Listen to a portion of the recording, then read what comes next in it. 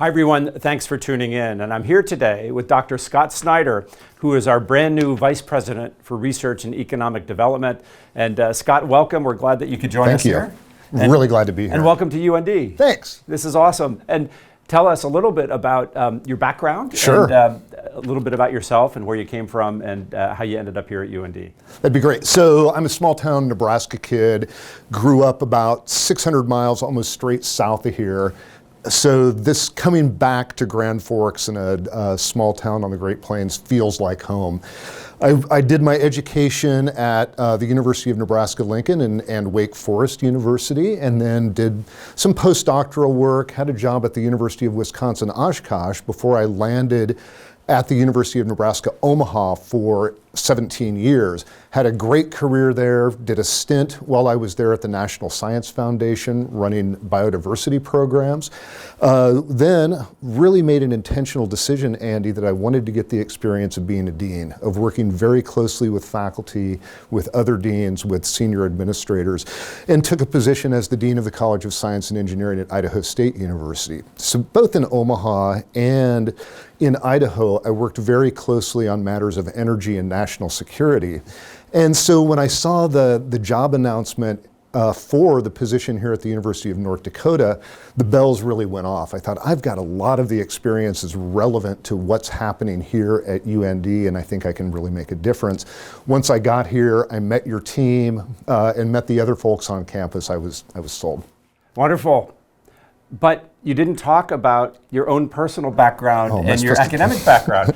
So your master's and PhD, wait, get back here on camera. Your master's and PhD are in a field related to parasites. Yes, they are. So it's parasitology. You have to say it really fast. And tell us a little bit about parasites and your study of parasites. Absolutely. Well, I left out the best part. So I love talking about parasites, so we could be here all day. I remember our lunch together. Yes, right. And I try not to talk about parasites over meals, but sometimes it happens. So, little known fact. Every animal, so bird, insect, fish, shrimp, whatever it is, turtle, human, that has been examined has at least one species of parasite living within that species of animal, oftentimes scores of species. So, by extension, there are more species of parasites living on the planet than there are free-living animals. That's pretty cool in and of itself. When I was 18 years old, I went out to a field station that the University of Nebraska ran at the time and saw a scientist examine an animal for parasites for the first time.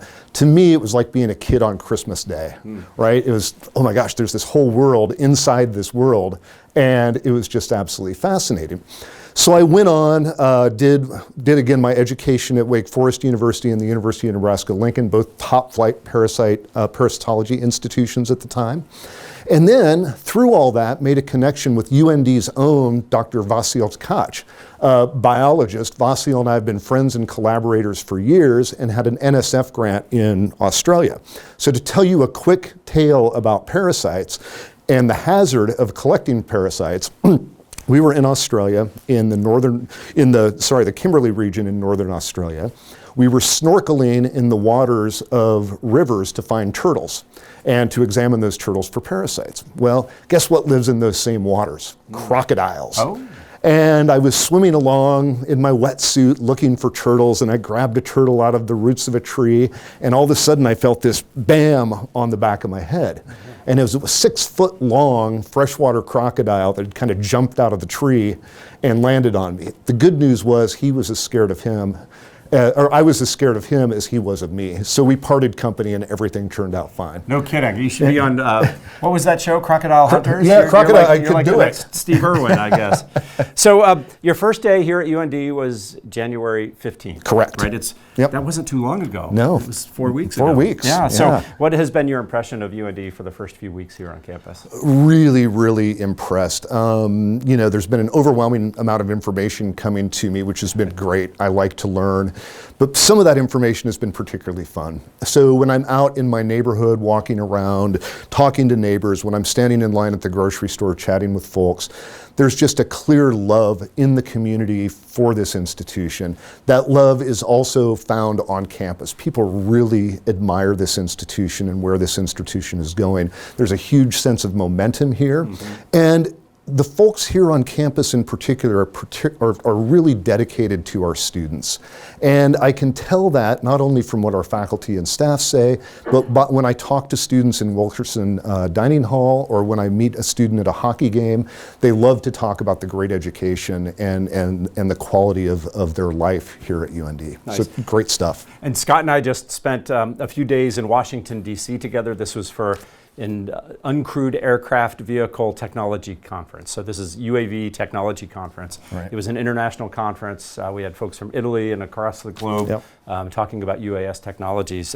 So as you think about the role of autonomous systems, what are some things that intrigue you about the opportunities both in autonomy and elsewhere here at UND? Well, I think it's probably known better here than elsewhere. We maybe hide our light a little too much, although the word is getting out. We are a key player globally in autonomous systems. And that word is starting to spread through conferences like this, through some events that we've had in the past and have upcoming. And we are really poised to take an even greater leadership role in autonomy, particularly in aerial autonomous systems, but elsewhere as well.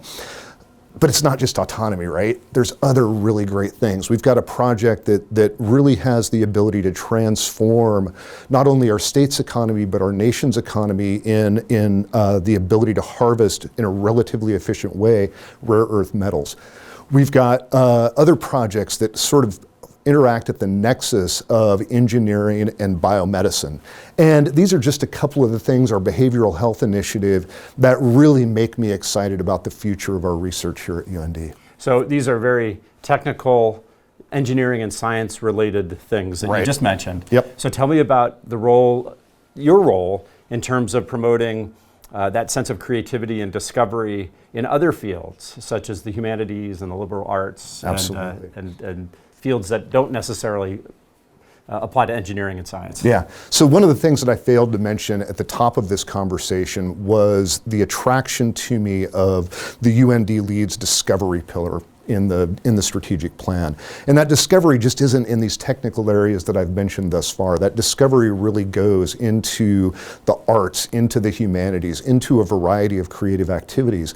And that is equally key to the mission of the University of North Dakota, that those activities go on, that our students are exposed to those great artistic and scholarly endeavors, and that we as an institution support those endeavors. And so I am more than happy to talk to folks in those disciplines, and I will, and understand better how my office can support those most important efforts. And this is also what's beautiful about a liberal arts institution, exactly. one that's rooted in discovery across all fields. That's exactly and those right. that relate to humanity, not just technology, but the intersection there. That's right. So you also have economic development in your title. Mm-hmm. And so tell us a little bit about your role and your vision for the economic development portion of your office. Well, so this is absolutely key, and this is almost another philosophical question for me. So I think publicly funded state institutions of higher education really have an obligation to the people of the state and to our students to help develop the economy with all of the great minds churning out great information here at our universities. Part of that is taking that information that we have and moving it out into the market, so-called technology transfer. We've got a number of efforts here on campus aimed at technology transfer. Part of it is workforce development. The things that students learn during their educational experiences here at UND make them primed to go out into the workforce here regionally and help the economy of the region and the state. I just had a great experience the other night that I don't think I've shared with you yet. Team of about 10 of us from UND met with a team of local business folks who are really dedicated to improving the care of elderly people through technology. And we sat down and had a really nice dinner and a really great conversation to learn about their needs and to talk about how our expertise could meet their needs. This gives us, right here in Grand Forks, North Dakota, the opportunity to create an effort that really looks at next generation solutions to helping our population age with grace and dignity and to prolong their lives. That's just an example of that economic development piece. It doesn't have to just be about money and jobs. It can also be about helping people in their lives as we also change the economy. Incredible work. Yeah, really now, is. You've spent quite a bit of time in your first 4 weeks getting to know the campus. What are your plans forthcoming to continue that trend of getting out and about and getting to meet people across UND? Absolutely. So I've been really intentional. My first step here on campus has been to interact with the deans of the colleges, because having just come from a deanship, those folks really have the pulse of what's going on in their units and the great faculty and research staff that are making those things happen. In fact, Dean Krause from Aerospace is taking me on a tour later this morning of everything that we have going on up at the airport related to aerospace, and I'm super excited about that. What those interactions with the deans and their leadership teams have also given me the ability to do is to interact with faculty. And this hasn't been particularly systematic, though it will become more systematic, and make those relationships with faculty and research staff and understand what they are doing. But you know, Andy, one of the things I love about working at a university is there's a cycle to the year. And we're coming up, not quite yet, but we're coming up on the end of the traditional academic year. And often there's a number of celebrations across all campuses during this time of year to really celebrate the great things our students and the rest of our folks have accomplished over that year. I've asked the deans for this, but I'll also ask everybody that might be watching this. If you have an event that in some way is related to discovery, please invite me. I'll do my best to be there and to meet you and to meet the folks that are doing these great things. And even if you don't have an event and you see Scott Snyder walking across the campus, because you'll see a lot of him, make sure you go up and introduce yourself to him. Absolutely. You've been a wonderful addition to the team. Scott, congratulations on this new role. And Thanks, we look forward to working together for many years to come. So there it is, Scott Snyder, our Vice President for Research and Economic Development. Thanks everyone for tuning in today, and we'll see you soon.